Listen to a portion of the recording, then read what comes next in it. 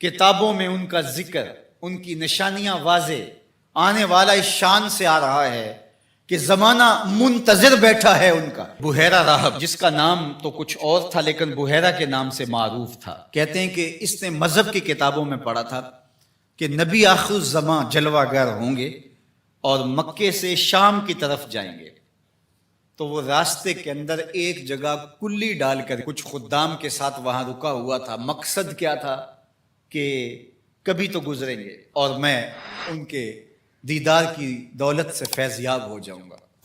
مذہب کی کتابوں میں ساری نشانیاں اس نے پڑھ رکھی۔ وظیفہ کیا کرتا ہے یہاں بیٹھ کے؟ صبح ہوتے ہی مکان کی چھت پہ چڑھ جاتا ہے، اپنی اس کٹیا کے اوپر چڑھ کر کے حجاز کی طرف آنے والے قافلوں کی راہیں تکتا ہے۔ قافلے گزر جاتے ہیں، شام کو پھر نیچے آ جاتا ہے، اگلے دن سویرے پھر یہی عمل شروع ہو جاتا ہے۔ شب ہجر کی سختیاں کوئی اس سے جا کے پوچھے، تیری راہ تکتے تکتے جسے صبح ہو گئی، مدتیں بیت گئی، ماہ و سال گزر گئے۔ ایک دن وہ اپنے مکان کی چھت پہ چڑھا ہی تھا تو ایک قافلہ دکھائی دیا۔ اس نے کیا منظر دیکھا کہ دائیں بائیں کے درخت سجدہ کناں ہیں۔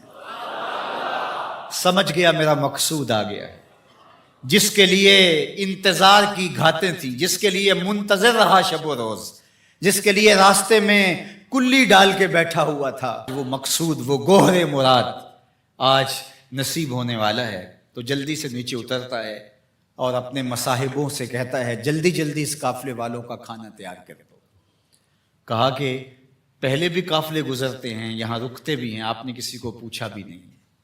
کہا بس آج کسی کی طفیل ان کو کھانا دیا جا رہا۔ یہ قافلہ جب قریب پہنچا اور انہوں نے پڑاؤ کیا، اس کی کٹیا کے قریب بہت بڑا ایک درخت تھا، وہاں رک گئے۔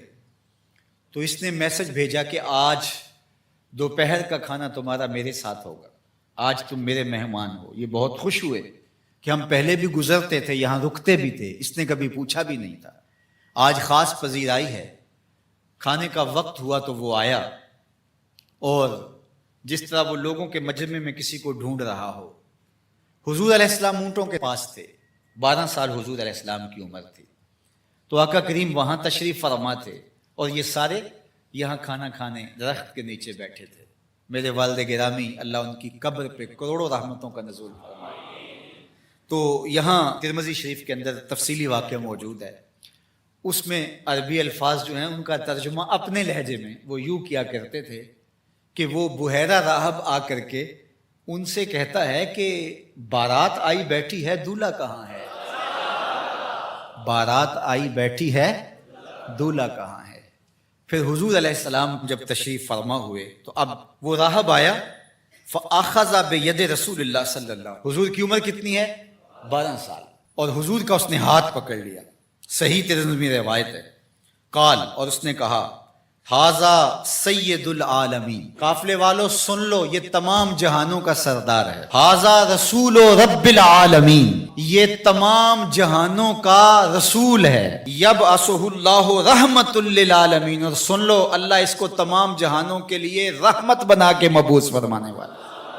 اللہ اکبر۔ تو دھوم مچی ہوئی تھی، حضور کے آنے سے قبل پیغمبر راہیں بتا رہے تھے، نشانیاں بتا رہی تھیں۔ حضرت موسیٰ علیہ السلام پر جب الواح تورات کا نزول ہوا تو انہوں نے جب تورات پڑھی تو اللہ کی بارگاہ میں عرض گزار ہوئے، اللہم انی اجد فی الالواح امتا ہم المستجیبون المستجاب لہم فاجعلہم امتی، قال تلک امت احمد۔ کہا مالک میں نے الواح تورات میں ایک امت کا تذکرہ پڑھا ہے جن کی دعائیں تو قبول فرمائے گا، جن کی دعائیں رد نہیں ہوں گی، وہ امت میری امت کر دے۔ کالا تل کا امت احمد صلی اللہ علیہ وسلم، فرمایا کہ یہ تو میرے پیارے احمد کی امت ہے۔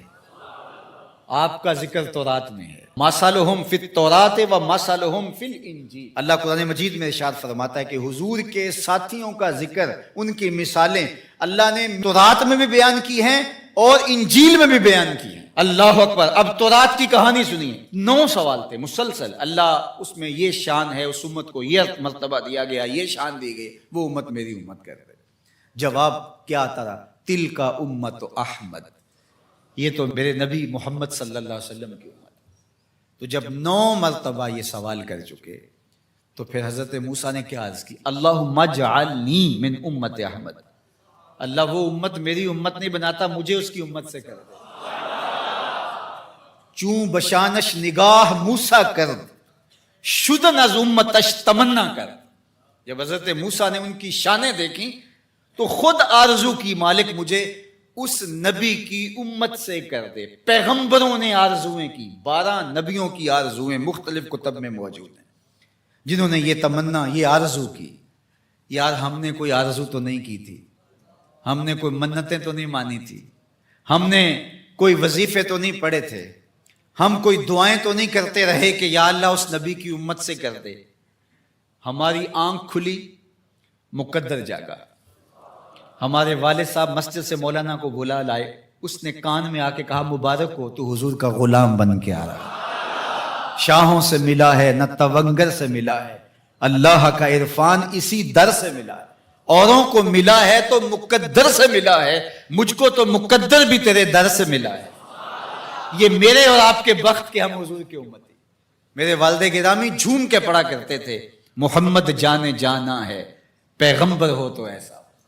محمد جانے جانا ہے پیغمبر ہو تو ایسا ہو، رسولوں کی بشارت سے مبشر ہو تو ایسا ہو، امر توقیر کا سب کو موکر ہو تو ایسا ہو، کیا ہم کو غلام ان کا مقدر ہو تو ایسا ہو.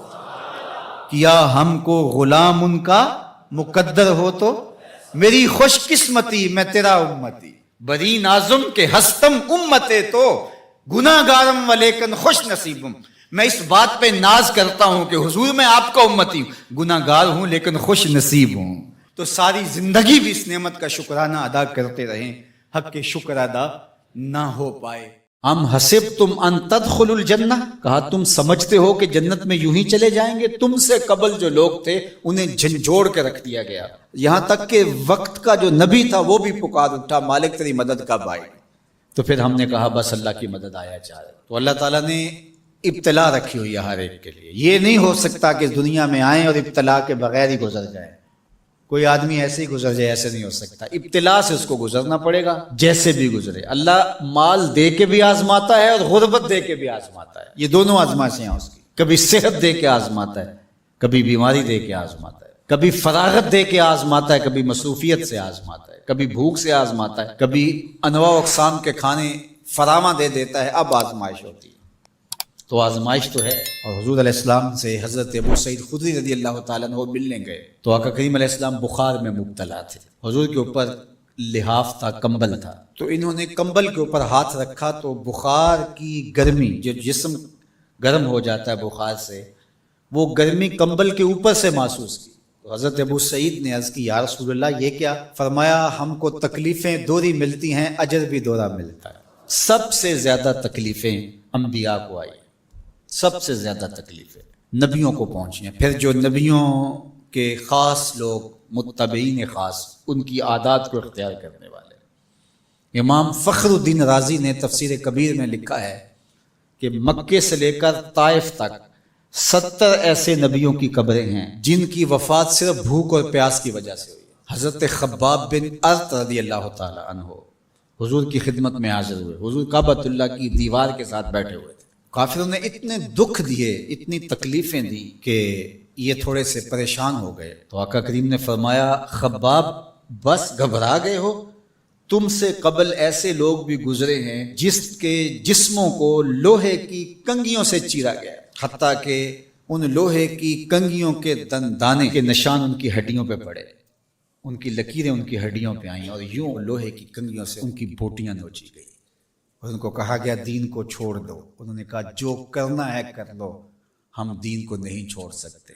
حضرت زکریا کے سر پیارا رکھ کے پاؤں تک چیر دیا گیا. لیکن پڑھو ان کی سیرت، ان کی زبان سے اف بھی نہیں نکلی.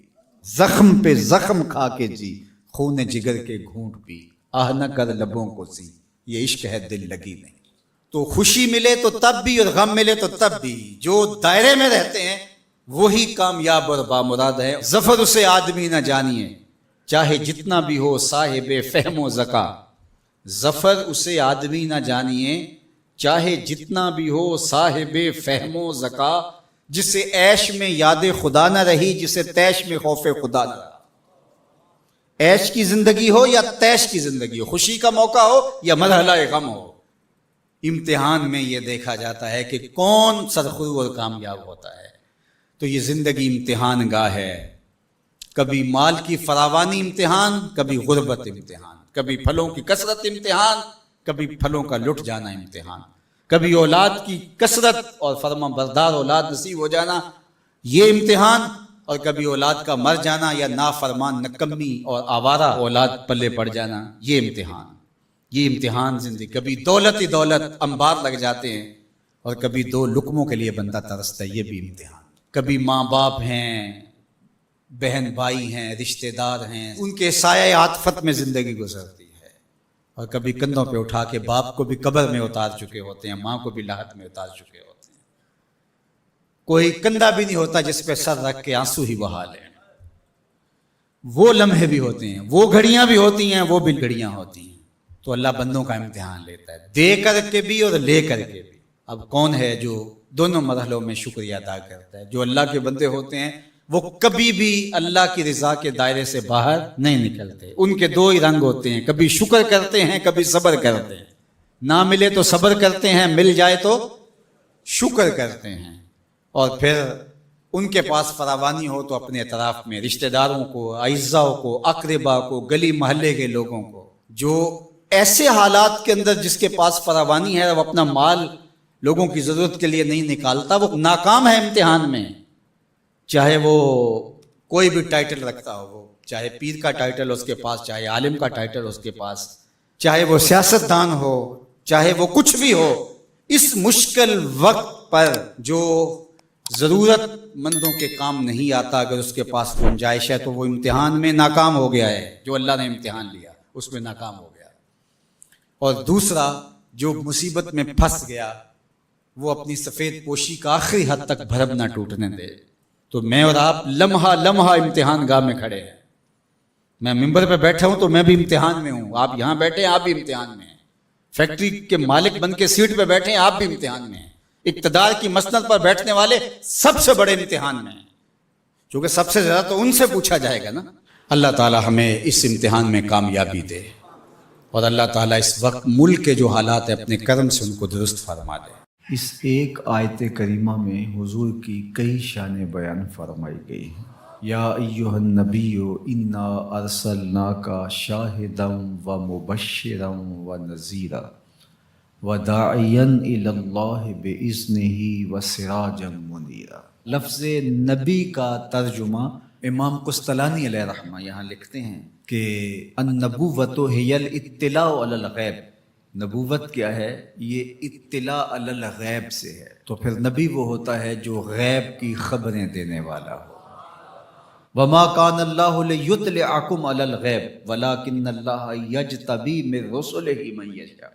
یہ اسی کی شان ہے، غیب وہی جاننے والا ہے، لیکن وہ رسولوں میں سے جس کو منتخب کر لے، جس کو چاہے وہ علوم غیبیہ سے نواز دے۔ تو دو لفظ قرآن مجید میں استعمال ہوئے، الا من ارتضی من رسول، رسولوں میں سے جس پر وہ راضی ہو جائے، ولیکن اللہ یجتبی من رسلہ من یشاء، وہ رسولوں میں سے جس کو منتخب کر لے۔ تو اجتباء اور ارتداء دو چیزیں ہیں۔ اب حضور کے مبارک نام پڑھیے، حضور کے ناموں میں سے ایک مرتضیٰ بھی ہے، ایک مجتبیٰ بھی ہے۔ تو مطلب کیا ہوا کہ وہ غیب کا جاننے والا، وہ عالم الغیب نہیں، غیب کے خزانے کسی کو دیتا، لیکن جب دینے پہ آئے تو مجتبیٰ کو دیتا ہے، مرتضیٰ کو دیتا ہے۔ اور پھر یہ اتنی شانوں کے مالک ہیں، جہاں ضرورت پڑے پھر بخل سے کام نہیں لیتے۔ وما هو علی الغیب بدنین، یہ غیب کے معاملے میں بخل سے کام نہیں لیتے، جہاں ضرورت ہوتی ہے وہاں بیان کرتے ہیں۔ سیدنا عمر بن خطاب رضی اللہ تعالیٰ عنہ فرماتے ہیں قام فینا رسول اللہ صلی اللہ علیہ وسلم فاخبرنا عن بدء الخلق حتی دخل اہل الجنت منازلہم واہل النار منازلہم حافظ ذالک من حافظہ و نسیہ من نسیہ۔ کہا ایک دن حضور کھڑے ہوئے مجمع اصحاب میں اس کائنات کی ابتدا سے انتہائے کائنات تک، یہاں تک کہ جنتی جنتوں میں چلے گئے اور جہنمی جہنم میں چلے گئے، کوئی شے نہیں جو حضور نے چھوڑی ہو، سب حضور نے بیان فرما دیا۔ اب ایک سوال پیدا ہوتا ہے، تھوڑے سے عرصے میں اتنا کچھ کیسے بیان کر دیا؟ تو یہ حضور کی شان بلاغت تھی، اور بطور معجزہ حضور علیہ السلام کو یہ شان دی گئی تھی۔ تو فرمایا یا ایھا النبی، اے غیب کی خبریں دینے والے، انا ارسلناک، آپ کو ہم نے بھیجا ہے، آپ کو ہم نے بھیجا ہے۔ یار آپ کسی کو بھیجیں اور اس کی کوئی عزت نہ کرے تو آپ کہیں گے تم ہوتے کون ہو، اس کو ہم نے بھیجا تھا۔ اللہ کہتا ہے محبوب تجھے ہم نے بھیجا ہے۔ تو یہ اللہ کی طرف سے فرستادہ ہیں، اللہ کی طرف سے بھیجے گئے ہیں، یہ اللہ کے نمائندے ہیں، اس لیے حضور کی آواز آواز حق قرار پائی، حضور کا بولنا اللہ کا بولنا قرار پایا، حضور کا حکم اللہ کا حکم قرار پایا، حضور کی اطاعت اللہ کے اطاعت قرار پائی۔ تو اس لیے جو محبوب کی بات مانتا ہے وہ رب کی بات مانتا ہے، اور جو حضور کا انکار کرتا ہے وہ رب کا انکار کرتا ہے۔ کوئی ساری زندگی لا الہ الا اللہ پڑھتا رہے اور محمد رسول اللہ نہ پڑھے، رب اس کے لا الہ الا اللہ پڑھنے کو اس کے منہ پہ مارے گا اگر میرے رسول کو نہیں مانتا، اس کو میں نے بھیجا ہے۔ تو کہا انا ارسلناک شاہدا و مبشرا و نذیرا، آپ کو شاہد بنا کر بھیجا ہے، آپ کو مبشر بنا کر بھیجا ہے، آپ کو نذیر بنا کے بھیجا۔ شاہد کا کیا معنی ہے؟ اتفاق تو ہوتا رہتا ہے مجھے بھی آپ کو، جب کوئی فوت ہو جاتا ہے تو جنازہ پڑھتے ہیں تو کیا اس میں بولتے ہیں اللہم اغفر لحینا و میتنا و شاہدنا و غائبنا، اللہ جو حاضر ہیں انہیں بھی بخش دے، جو نہیں آئے انہیں بھی بخش دے۔ تو شاہد کا کیا معنی ہوا؟ حاضر۔ امام راغب الاصفہانی جو کہ لغت کے امام ہیں اور مفردات قرآن میں قرآن مجید کے الفاظ کی تشریح کرتے ہوئے لفظ شاہد پہ بات کرتے ہیں، تو وہ کہتے ہیں کہ الحضور مع المشاہدۃ اما بالبصر او بالبصیرہ، کہ شاہد کا معنی کیا ہے؟ حاضر ہونا مشاہدہ کے ساتھ، چاہے بالبصر چاہے بالبصیرہ، آنکھوں سے دیکھ کر کے مشاہدہ کرنا یا اللہ کی دی ہوئی باطنی قوت سے مشاہدہ کرنا۔ تو کہا یہ ہے شاہد کا مفہوم، اور حضور علیہ السلام کو میرے رب نے شاہد بنایا ہے، میرے رب نے شاہد بنایا۔ تو حضور کی نظروں سے کچھ پوشیدہ نہیں ہے۔ آقا کریم نے ارشاد فرمایا، یہ بھی صحاح کی روایت ہے، ان اللہ زوال الارض فرأیت مشارقہا و مغاربہا، اللہ نے میرے لیے زمین کو سمیٹ دیا، اور ایک روایت میں ایسے کر دیا جس طرح میری ہتھیلی ہوتی ہے، میں پوری کائنات کو یوں دیکھ رہا ہوں جس طرح کوئی اپنی ہتھیلی دیکھتا ہے۔ تو فرمایا کہ اللہ نے میرے لیے زمین کو سمیٹ لیا، اور میں نے مشرق بھی دیکھ لیے، میں نے مغرب بھی دیکھ لیے۔ تو زمین حضور کے سامنے ہے جس طرح ہتھیلی ہوتی ہے۔ انی ارا ما لا ترون و اسمع ما لا تسمعون، فرمایا جو میں سنتا ہوں وہ تم نہیں سنتے، اور جو میں دیکھتا ہوں وہ تم نہیں دیکھتے۔ سورج کو گرہن لگ گیا، حضور نماز کے لیے کھڑے ہوئے، نماز پڑھاتے پڑھاتے حضور نے ہاتھ آگے بڑھایا، پھر حضور نے ہاتھ پیچھے کھینچ لیا، سلام پھرا تو صحابہ نے پوچھا حضور آج نماز میں آپ نے ہاتھ آگے بڑھا لیا تھا جس طرح کوئی چیز پکڑنے لگے ہوں، پھر آپ نے ہاتھ پیچھے کھینچ لیا، کیا ماجرا ہوا؟ فرمایا جنت میں کھجوروں کا ایک خوشہ لٹک رہا تھا، میں نے سوچا تمہارے لیے توڑ لو، اور اگر میں توڑ لیتا تم قیامت تک کھاتے رہتے، ختم نہ ہوتا۔ پھر میں نے نہیں توڑا، میں نے کہا چلو کل قیامت کو ہی صحیح۔ حضور کھڑے کہاں ہیں؟ مدینے میں، صحاح کی روایت ہے، کھڑے کہاں ہیں؟ اور ہاتھ اٹھا کے کہاں تک پہنچایا؟ جنت میں۔ صحیح بخاری اٹھائیے، باب تصفیۃ الصفوف ہے، حضور نے فرمایا صحابہ صفیں سیدھی رکھا کرو، مت سمجھو میں صرف آگے دیکھتا ہوں، میں آگے بھی دیکھتا ہوں، میں پیچھے بھی دیکھتا ہوں، میں تمہارے رکوع بھی دیکھتا ہوں، دلوں میں پیدا ہونے والے خشوع بھی دیکھتا ہوں۔ اے فروغت صبح آثار و دہور، چشم تو بی نندائے ما فی الصدور، انا ارسلناک شاہدا، محبوب ہم نے آپ کو شاہد بنا کے بھیجا۔ ومبشرا، ہم نے آپ کو مبشر بنا کے بھیجا، خوشخبری دینے والا، نیکوکاروں کو جنت کی بشارت دینے والا، اہل ایمان کو اللہ کی رضا کی بشارت، جنت کی بشارت دینے والا، یہ حضور کی شان ہے۔ پھر فرمایا وَنَذِيرًا، ڈر سنانے والا، کفار کو، عاصیوں کو، بدکاروں کو، اللہ کے نافرمانوں کو جہنم کے عذابوں سے ڈرانے والے، یہ نبی کی شان ہے۔ نبی مبشر بھی ہیں اور نذیر بھی ہیں۔ وَدَاعِيًا إِلَى اللَّهِ بِإِذْنِهِ، اور اللہ کے اذن سے اللہ کی طرف بلانے والے۔ اور جس طرح میرے حضور نے بلایا ہے، یہ تاریخ کا انوکھا باب ہے۔ وَسِرَاجًا مُنِيرًا، روشن آفتاب بنا کر کے جس کے جلووں سے ظلمتیں دور ہو گئیں۔ حضور حصی اعتبار سے بھی سراج منیر ہیں اور معنوی اعتبار سے بھی سراج منیر ہیں۔ معنوی اعتبار سے اس طرح کہ ظلم، شرک، کفر کے اندھیرے حضور کے آنے سے مٹ گئے، ناانصافیاں ختم ہوئیں، اور حصی طور پہ حضور کے مبارک بدن سے نور نکلتا تھا۔ تو ذرا اس آیت کریمہ کو دیکھیے، ایک آیت میں حضور کی عظمتوں کے موتی پروئے ہوئے۔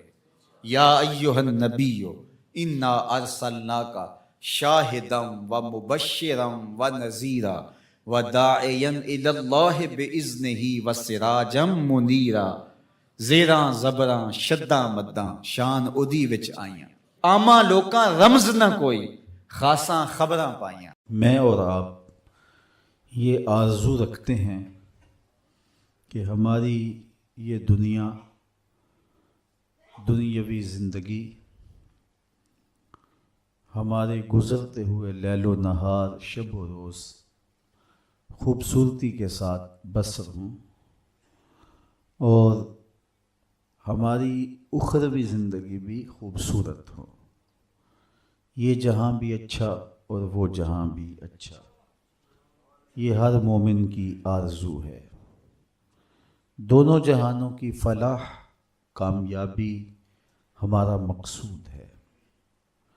جو لوگ اس دنیا کی زندگی کو ہی مقصود سمجھ بیٹھے اور آخرت کو بھول گئے، انہوں نے خسارے کا سودا کیا، اور جنہوں نے یہ سمجھا کہ آخرت پانے کے لیے دنیا کو ترک کرنا پڑے گا، وہ دین کو سمجھ نہیں پائے۔ ترک دنیا سے رب نہیں ملتا، بلکہ زہد دنیا مقصود ہے۔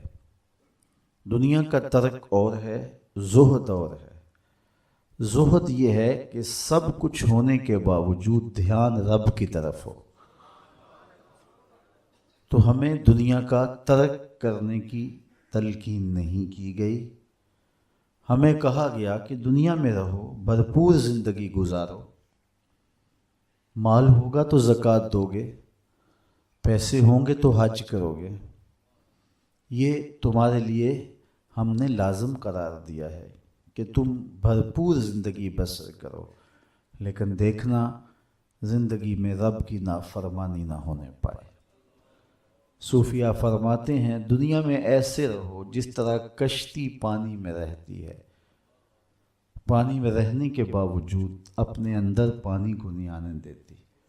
تم دنیا میں رہو لیکن دنیا تمہارے اندر نہ رہے۔ کشتی پانی میں رہے تو خیر ہے، لیکن پانی کشتی میں آ گیا تو کشتی کو لے ڈوبے گا۔ اس لیے تم دنیا میں رہ کر کے بھی اپنے رب سے اپنے تعلق کو مضبوط کرو۔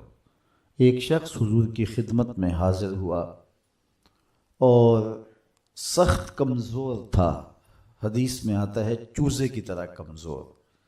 آقا کریم نے اسے فرمایا تو نے اللہ سے کوئی دعا تو نہیں کی تھی؟ اس نے کہا جی حضور میں نے ایک دعا کی تھی، شاید وہ دعا قبول ہو گئی۔ کیا دعا کی تھی؟ میں نے کہا تھا مالک آخرت کے حصے کے دکھ بھی دنیا میں دے دے تاکہ میری آخرت صاف ہو جائے۔ تو وہ دعا قبول ہو گئی ہے۔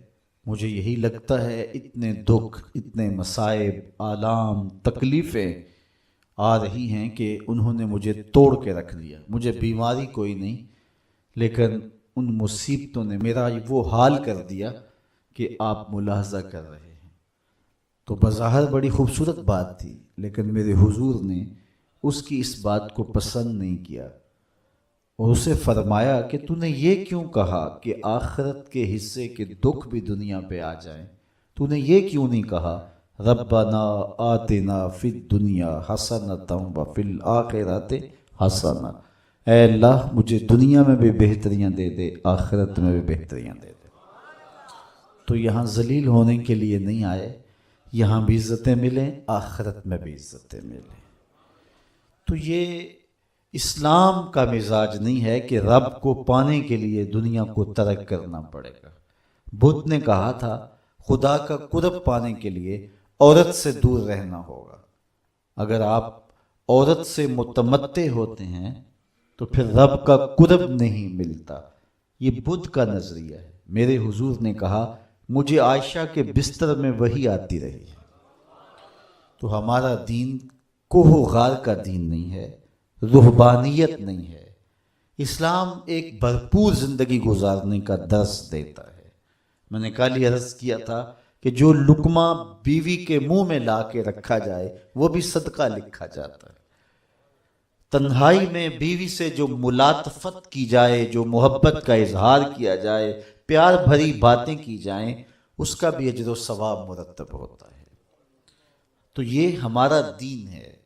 بچوں میں خوش ہوں، بچوں کی اچھی تربیت میں مشغول رہنا نوافل سے بہتر ہے۔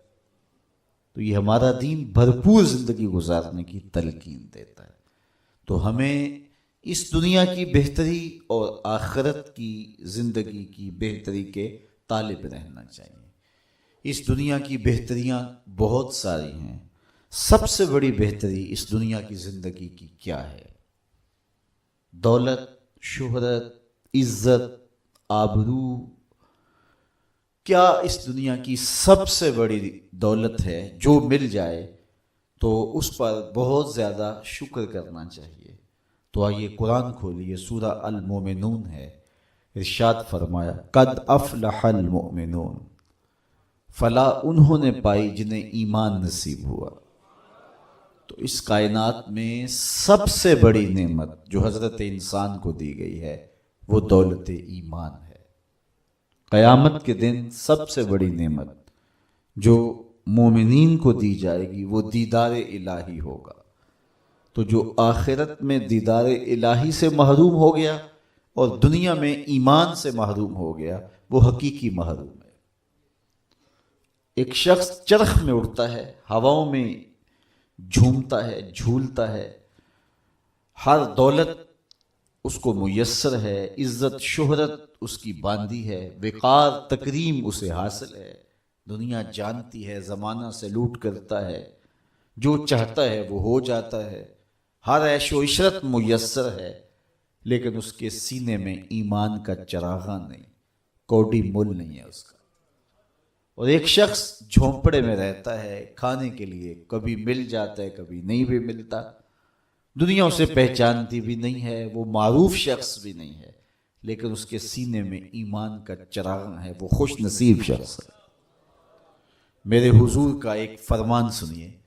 حضور نے فرمایا میرے دوستوں میں سے قابل رشک دوست وہ ہے۔ حضور نے فرمایا میرے دوستوں میں سے، جس کو حضور دوست کہیں اس کی تو پھر قسمت پہ ناز کرنا چاہیے۔ کہا میرے دوستوں میں سے جو قابل رشک دوست ہے وہ ہے جس کا سامان دنیا تھوڑا ہے، نمازیں زیادہ ہیں۔ جب وہ چلتا ہے تو اس کی طرف اشارہ بھی نہیں ہوتا، یہ فلاں صاحب جا رہے ہیں۔ کوئی ایسا معروف شخص نہیں، کوئی بہت عہدہ ساتھ نہیں لگا ہوا کہ جب چلے تو لوگ کہیں یہ فلاں جا رہے ہیں۔ اللہ اکبر۔ پھر میرے حضور نے فرمایا کہ ثم نقد بیدہ، حضور نے ہاتھ سے چٹکی بجائی، ثم نقد بیدہ، ہاتھ سے چٹکی بجائی، اور پھر فرمایا اس کو موت بھی ایسے ہی آئی، اس کو موت بھی ایسے ہی آئی۔ پھر فرمایا قلت بواکی ہے، اس کو رونے والے بھی تھوڑے ہی تھے، اس کو رونے والے بھی زیادہ نہیں تھے۔ قلت تراسہ، اس کی وراثت بھی بہت لمبی نہیں نکلی۔ فرمایا میرے دوستوں میں قابل رشک دوست دیکھنا ہے تو یہ اس کا جنازہ جا رہا۔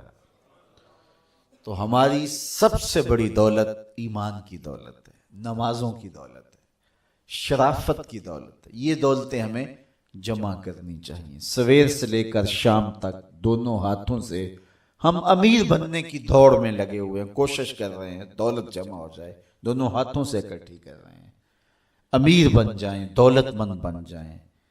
خیال ہے کہ اگر دولت بہت ساری ہوگی تو سکون ملے گا، جب مل جاتی ہے دولت تو پھر سکون نہیں ملتا، کہتے کچھ اور حاصل ہو تو سکون ملے گا، ساری زندگی اس دوڑ میں گزر جاتی ہے۔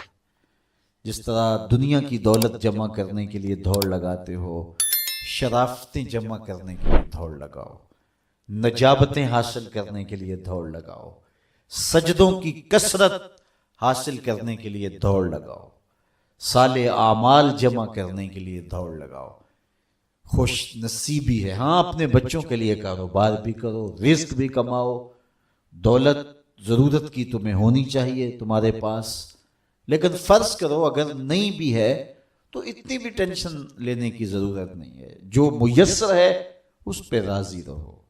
نہیں 4 کنال کا بنگلہ تو 1 کنال کا گھر جو ہے وہ بھی سکون دیتا ہے، کنال کا گھر بھی نہیں ہے تو 5 مرلے کا کٹیا بھی تو چھت تو اپنی ہے نا، سکون دیتا ہے۔ چلو ایسا بھی نہیں ہے تو 1.5-2 مرلے میں بھی رہتے ہو تو وہاں بھی تو قرار ہے۔ اور سنو حضور کا ایک فرمان، سیدنا علی المرتضیٰ سے مروی ہے، میرے حضور نے فرمایا جو اللہ کے دیے گئے تھوڑے رزق پہ راضی ہو گیا، اللہ قیامت کے دن اس کے تھوڑے عملوں پہ راضی ہو جائے گا کہ میرے بندے تو بندہ ہو کے راضی ہے، میں تو پھر رب ہوں۔ تو یہ کتنا اچھا سودا ہے، اس پہ راضی ہو جانا۔ دکھوں کو ختم یہی چیز کرتی ہے، بندہ رب پہ راضی ہونا سیکھ لے تو جہاں بندہ ہوگا وہی خوش ہوگا، اور راضی ہونا نہیں سیکھے گا تو کھرب پتی بھی ہوگا، نفس کی کمینگی ختم نہیں ہوگی۔ تو پھر اس پہ راضی رہنے کا فن سیکھنا چاہیے، اور یہ فن ملتا کہاں سے ہے؟ یہ فقیروں کی چوکھٹ سے ملتا ہے، اللہ والوں کی صحبت سے ملتا ہے، ان کی اپنی زندگی توکل کا نمونہ ہوتی ہے، تو ان کے پاس بیٹھ کر کے بہت کچھ سیکھنے کو ملتا ہے کہ یہ بھی تو زندگی گزار رہے ہیں۔ حضور کی سیرت پڑھیں، آپ کو یہ سب کچھ ملے گا۔ اللہ نے اپنے محبوب کو اختیار دیا، محبوب اگر چاہو تو یہ بطحہ مکہ سونے اور چاندی کا بنا دیں۔ تو حضور کیا کہتے ہیں؟ ایک دن کھانا دینا، ایک دن فاقہ دینا۔ جس دن کھانا ملے گا تیرا شکر کروں گا، جس دن فاقہ ملے گا صبر کروں گا۔ تو اللہ کے حضور عجز، اللہ کے حضور رضا، یہ بہت بڑی دولت ہے۔ اگر نصیب ہو گئی تو سمجھو زندگی سوکھی ہو گئی، ورنہ ساری زندگی دھوڑی ختم نہیں ہوتی ہے، بھاگم بھاگ لگی رہتی ہے، اور ہر وقت جو ہے وہ مشکل جان نہیں چھوڑتی۔ لیکن جو اس پہ راضی رہنے کا فن سیکھ جاتا ہے تو وہی باکمال شخص ہوتا ہے، اور اسے ہی طمانیت کی زندگی ملتی ہے، اور اسے ہی قرار کا سودا نصیب ہوتا ہے۔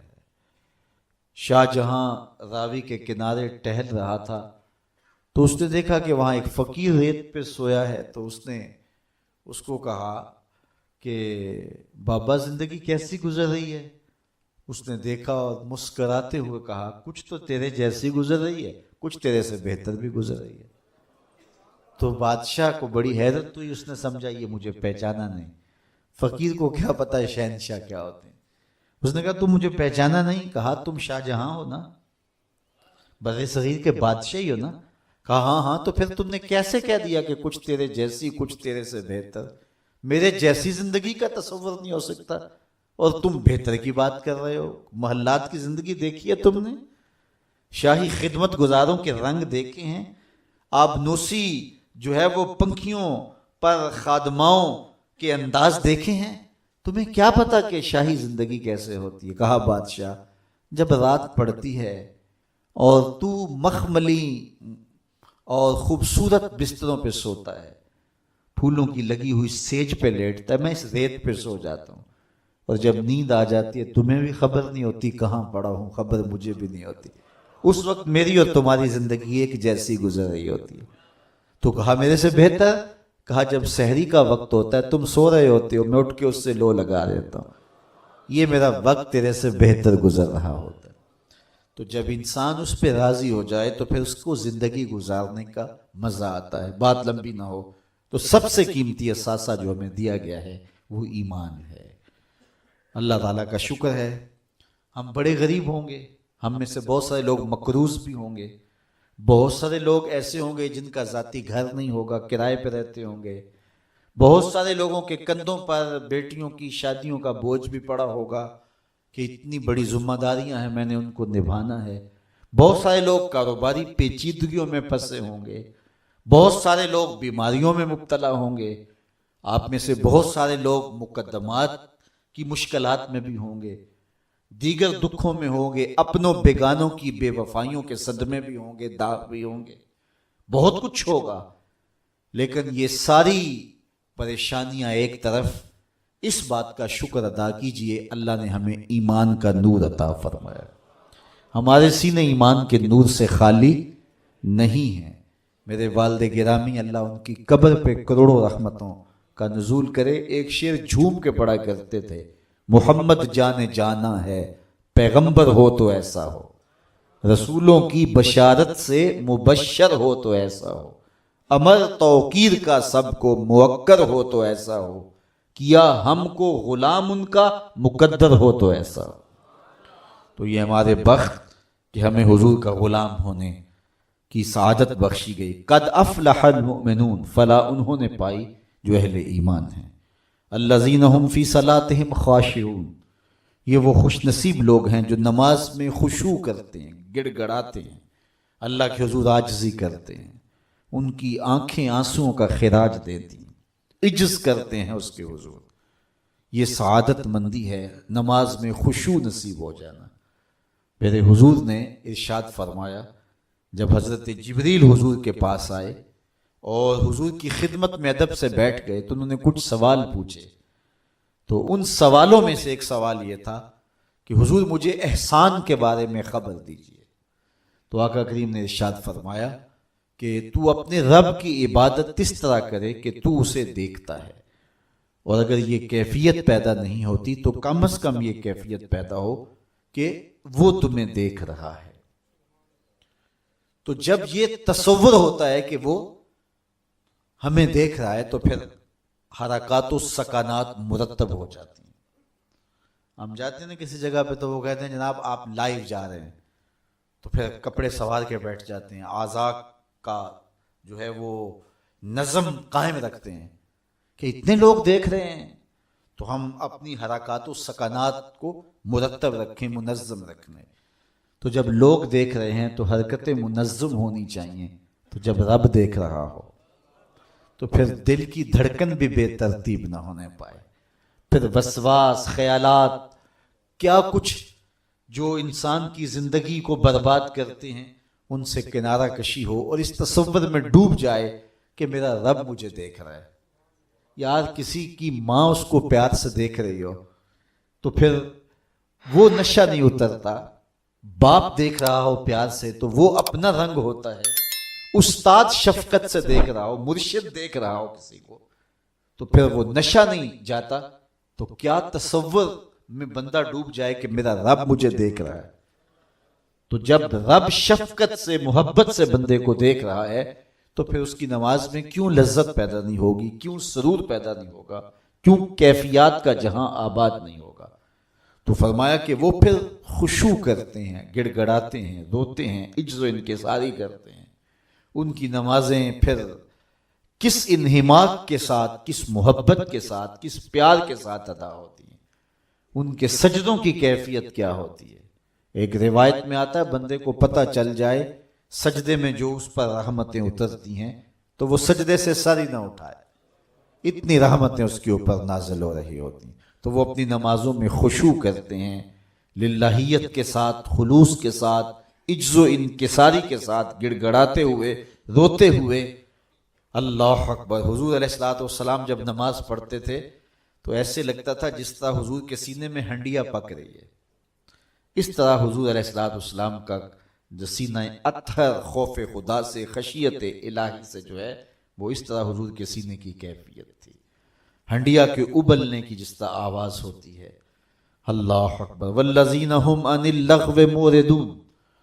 اور ان خوش نصیب لوگوں کی کہانی یہ ہے کہ بیہودہ بات کی طرف التفات نہیں کرتے.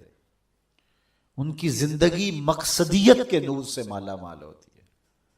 یہ بات کی ادھر کی اڑا دی، چائے والے کھوکھے پہ بیٹھے 3 گھنٹے گزار دیے، حمام پہ بیٹھے 2 گھنٹے گزار دیے، فضولیات پہ بحث کرتے رہے.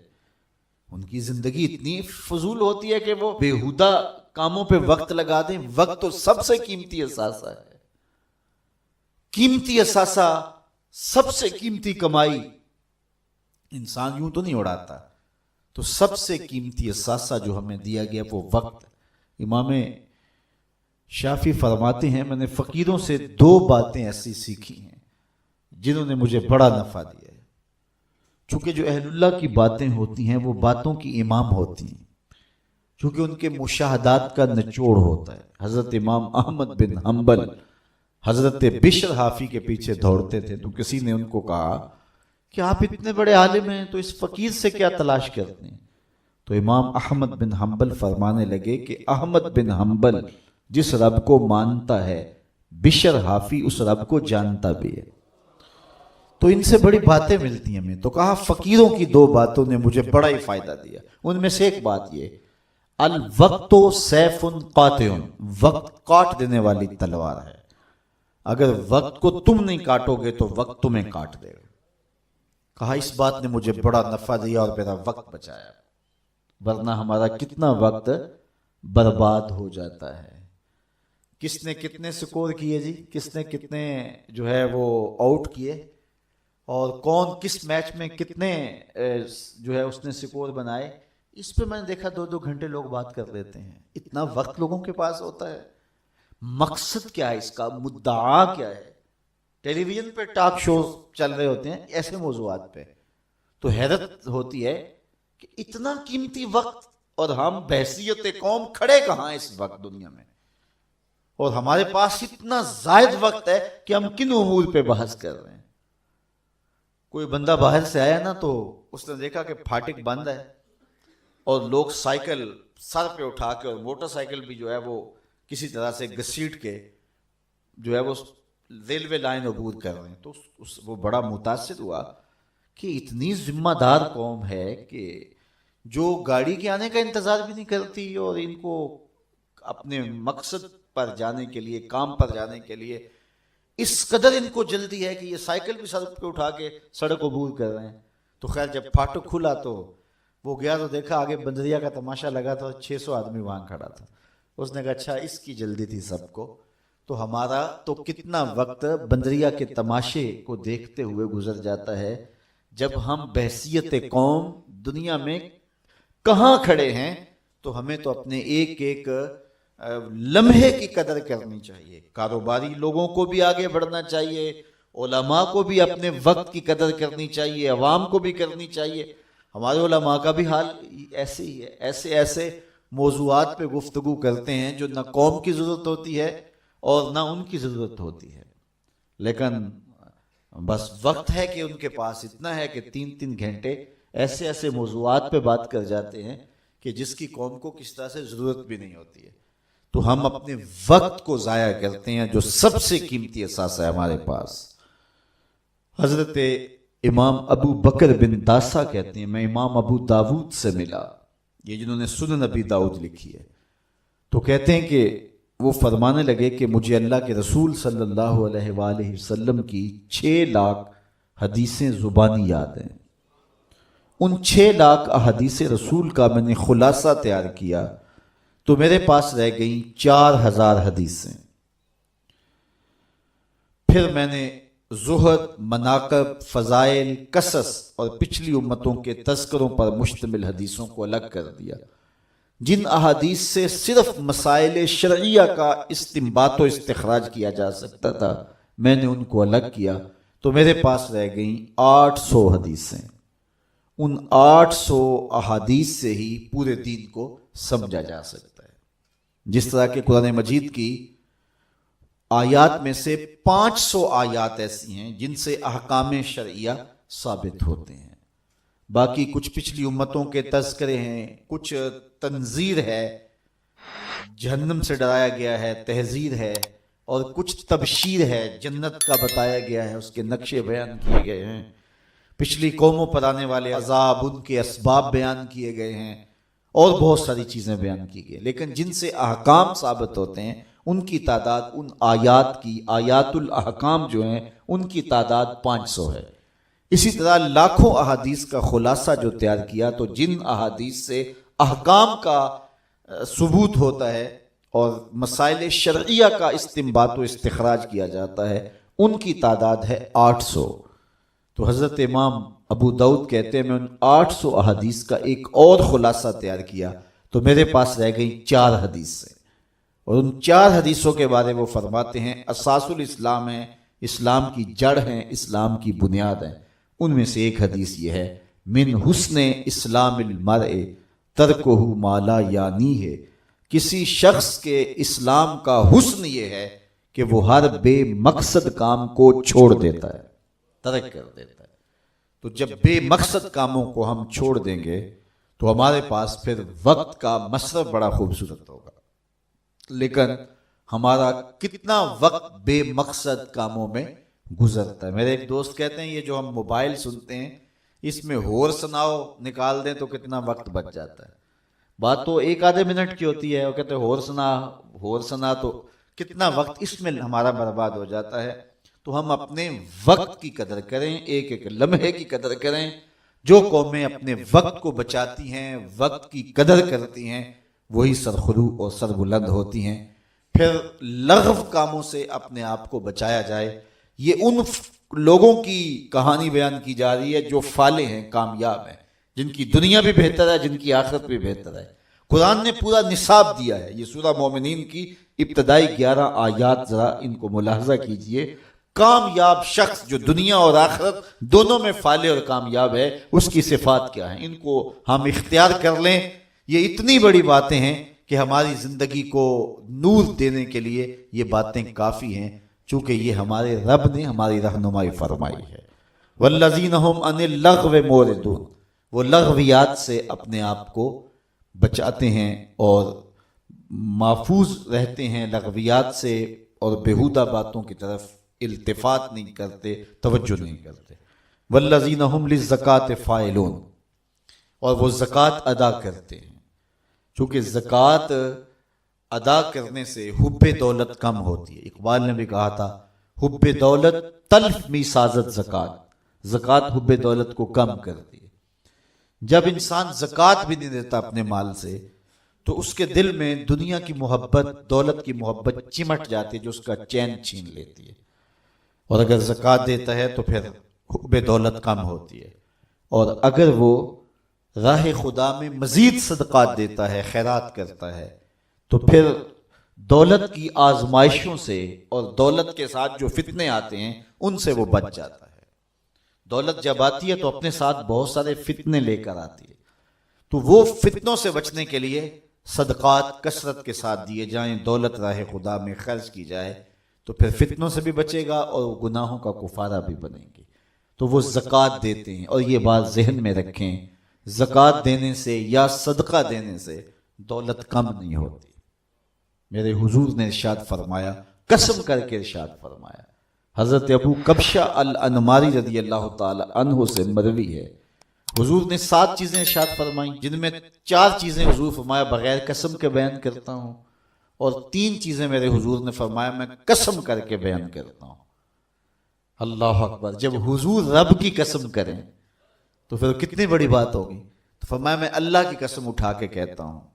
ان میں سے ایک بات فرمایا، ما نقصا مال عبد من صدقہ، فرمایا میں محمد قسم اٹھاتا ہوں صدقے سے مال کم نہیں ہوتا۔ تو یہ حضور علیہ السلام نے جو ہے وہ فرما دیا، اور ہمارے لیے یہ کافی اور سچی بات یہ ہے، جو اللہ کی راہ میں دیتے ہیں ان کا مال کم نہیں ہوتا۔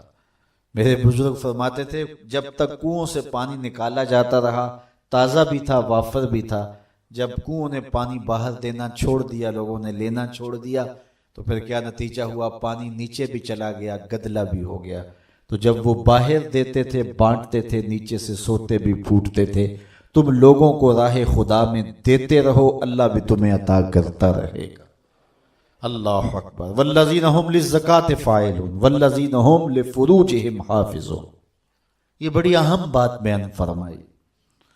فالح شخص کے لیے جو شرائط ہیں، ایک تو مال سے محبت نہ کرے، اس کو خیرات کرے، لغویات سے اپنے آپ کو بچائے، نماز میں خشوع اور عجز پیدا کرے، اور ایک خوبی ہے والذین هم لفروجهم حافظون، وہ اپنی پارسائی کے محافظ ہوتے ہیں، اپنی عصمت کے جوہر کو لٹنے نہیں دیتے، وہ آوارہ مزاج نہیں ہوتے، دل پھینک نہیں ہوتے، بلکہ وہ اپنی عصمت کے جوہر کو محفوظ کرتے ہیں اور حق صاحب حق تک پہنچاتے ہیں.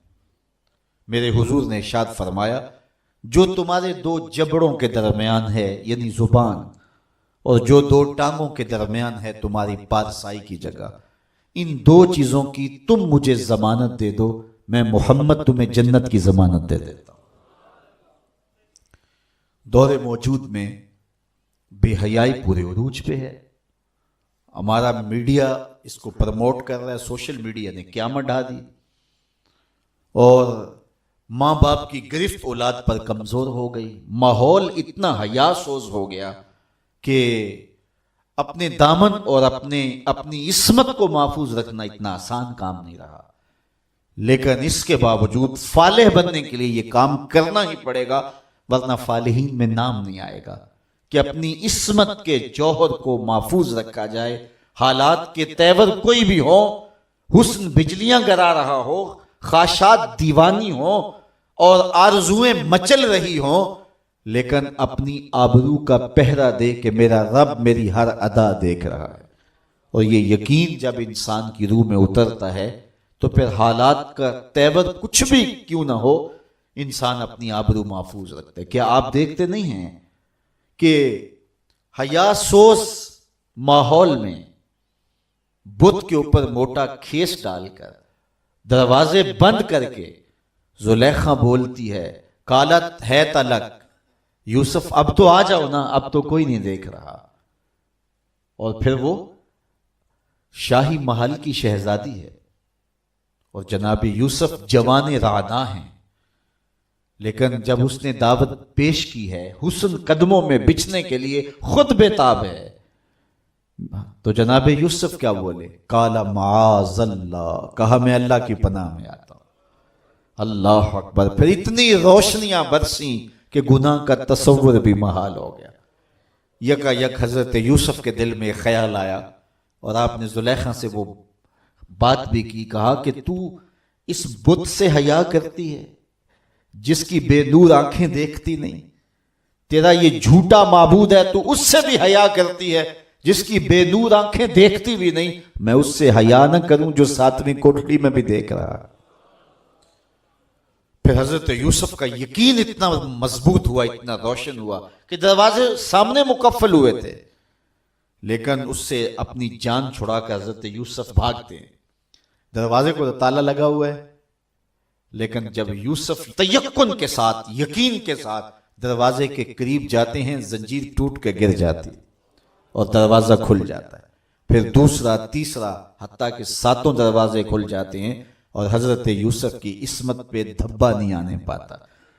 حالات کا رخ کوئی بھی ہو، لیکن جب عزم مصمم ہو کہ میں اپنی آبرو اور اپنی عزت اور اپنی ناموس کو رسوا نہیں کروں گا، تو اللہ پھر مدد کرتا ہے، وہ بند دریچوں کے اندر بھی بندوں کے لیے راستے پیدا کر دیتا ہے. الا علی ازواجہم او ما ملکت ایمانہم فإنہم غیر ملومین. ہاں مگر ان کی جو بیویاں ہیں اور شرعی باندیاں ہیں ان پر انہیں کوئی ملامت نہیں ہے. فمن ابتغى وراء ذلك فاولئک هم العادون. تو جو ان دو کے سوا کچھ اور چاہے وہی حد سے بڑھنے والے ہیں. والذین هم لاماناتہم وعہدہم راعون. اپنی عصمت کے جوہر کو بھی محفوظ کر لیا، آبرو کا بھی پہرا دے دیا، نمازوں میں بھی خشوع ہے، لغویات سے بھی بچا، زکوٰۃ بھی دیتا ہے، पाकीज़गी इफ़्फ़त का भी लिहाज रखता है, लेकिन वादा करता है तो पूरा नहीं करता।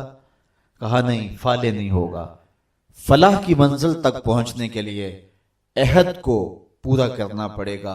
अमानतें तुम्हारे घर में रखी हैं तो उनको अदा करना पड़ेगा, खयानत नहीं करनी, अमानात को अदा करना है और उहूद को पूरा करना है।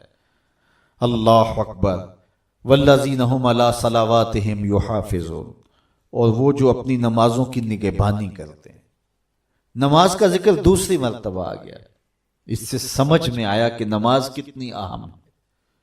इन 11 आयात के अंदर जो हमारी फलाह का पूरा निसाब है, नमाज का जिक्र 2 दफा आया। पहले आया नमाजों में खुशू करते हैं, और दूसरी बार इरशाद फरमाया नमाजों की हिफाजत करते हैं। अगर किसी को खुशू नसीब नहीं भी हो सकता, वो कैफियत कि वो रब को देखे, या वो कैफियत इस कैफियत में डूब जाए कि वो मुझे देख रहा है, लेकिन इसके बावजूद भी नमाज तर्क न करे, फिर भी नमाज की मुहाफ़ज़त करे। मुहद्दिस कच्छोचवी अलैहि रहमा का वाक़या बयान किया करता हूँ। उनसे एक मुरीद ने कहा, हजरत नमाज पढ़ता हूँ लुत्फ नहीं आता, तो आपने फरमाया इसके बावजूद पढ़ते तो हो ना? कहा जी वो तो अल्लाह का हुक्म है, वो तो पढ़ता ही हूँ। तो हजरत मुहद्दिस कच्छोचवी अलैहि रहमा झूमने लगे, कहा वाह वाह, तुम फिर लुत्फ के बंदे नहीं रब के बंदे हो। लुत्फ नहीं भी आता तो फिर भी पढ़ते हो, इसका मतलब तुम लुत्फ के लिए नहीं पढ़ते, तुम तो रब के लिए पढ़ रहे हो। तो मियाँ ना भी खुशू पैदा हो फिर भी नमाजों की मुहाफ़ज़त की जाए। जब अल्लाह का नुमाइंदा पुकारे हय्या अलस सलाह हय्या अलल फलाह, सुस्ती हो, कसल हो, बीमारी हो, जी नहीं भी चाह रहा, फिर भी उठ के चले जाओ। क्यों जा रहे हो? अल्लाह का हुक्म है। अल्लाह अकबर। तो नमाजों की मुहाफ़ज़त जरूरी है।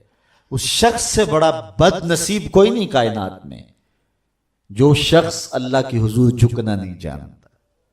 कहते हैं बड़ा अच्छा है, बड़ा अच्छा है, रब के हुजूर झुकता है? नहीं झुकता, नहीं अच्छा है।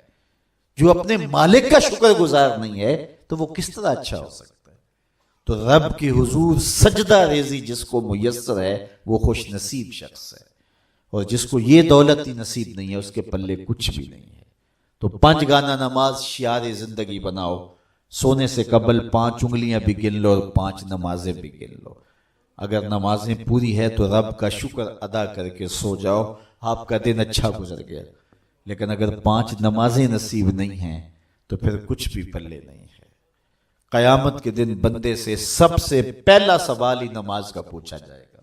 सबसे पहला सवाल नमाज का पूछा जाएगा। तो उसके हुजूर पेशानी को झुकाना। जब सुबह तुलू होती है ना तो चिड़ियां रब की तस्बीह बोलती हैं शाखों पे, ये फाख्ताएं तस्बीह बोलती हैं, शरातुल अर्ज़ तस्बीह बोलते हैं। बिलों से सर निकाल के चूंटियां रब की तस्बीह और उसकी तकदीस के तराने पढ़ती हैं। उस शख्स से बदनसीब कौन होगा जिसके घर से खर्राटों की आवाज आती है, और उससे बड़ा खुश नसीब कौन होगा उधर पोप फट रही होती है, उधर मुसल्ले बिछने लग जाते हैं। और आजकल तो सहरी के लम्हे मुयस्सर होते हैं, उठना भी नसीब होता है, तो कितने खुश नसीब हैं कि जिन्हें सहरी के सजदे मिल जाते हैं। मैं एक रिवायत में पढ़ा है, जब सहरी का वक्त होता है तो शौहर अपनी बीवी को उठाता है, बेदार करता है, अल्लाह की बंदी उठ, अल्लाह के हुजूर कुछ नवाफिल अदा कर ले। सारे दिन की थकी हुई खातून नहीं उठ पाती, तो वो खुद ही वुजू करके नमाज पढ़ने के लिए मुसल्ला बिछा लेता है। लेकिन वुजू करते हुए उसके दिल में आता है बीवी को भी इस नेकी में शामिल करना है। मैंने बड़ा बेदार करने की कोशिश की, वो उठी नहीं है। प्यार है, हकीकी प्यार है। अल्लाह अकबर। एक शौहर ने अपनी बीवी से कहा कि तुम मुझसे प्यार करती हो? उसने कहा मैं टूट के चाहती हूँ तुम्हें। उसने कहा तो मैं भी आपसे बड़ा प्यार करता हूँ। तो उसने कहा कि मेरा जी चाहता है कि हम कभी भी जुदा ना हो। उसने कहा कि मेरा भी यही जी चाहता है।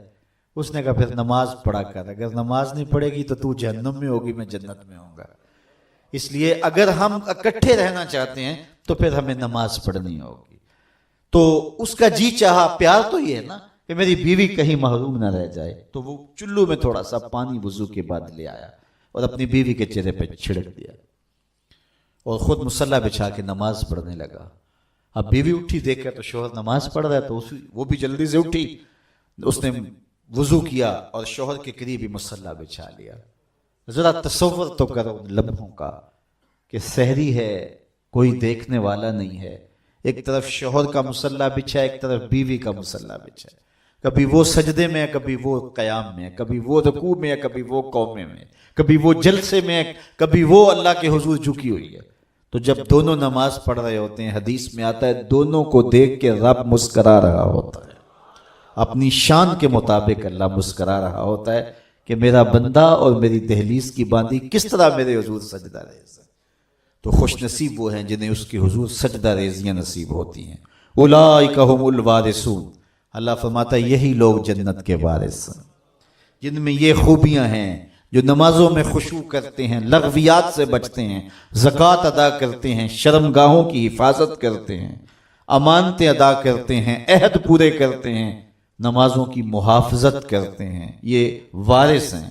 کس چیز کے وارث؟ الذین یرثون الفردوس، یہ جنت الفردوس کے وارث ہیں. ہم فیہا خالدون، وہاں جا کر کے نکالے نہیں جائیں گے، ہمیشہ رہیں گے.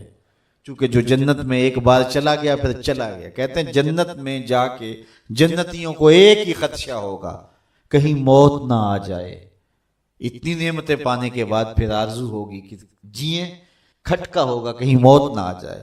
اور جہنمیوں کو جہنم میں جا کے ایک ہی امید ہوگی، کہیں موت آ جائے تو جان چھوٹ جائے. پھر اللہ مینڈے کی شکل میں حشر کے میدان میں موت کو لائے گا. جنتی جنت سے، جہنمی جہنم سے دیکھ رہے ہوں گے. پھر موت کو ذبح کر دیا جائے گا. روایت میں آتا ہے کہ خوشی سے مرا جاتا تو جنتی خوشی سے مر جاتے، لیکن چونکہ موت کو موت آ گئی ہے اس لیے موت نہیں ہے. اور اگر دکھ سے مرا جاتا تو جہنمی صدمے سے مر جاتے، لیکن موت کو موت آ چکی ہے. تو جنت میں جائیں گے پھر رہیں گے بھی ہمیشہ.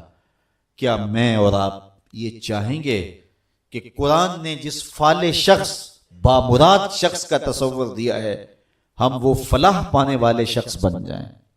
یقیناً یہ میری بھی آرزو ہوگی اور یہ آپ سب کی آرزو ہوگی.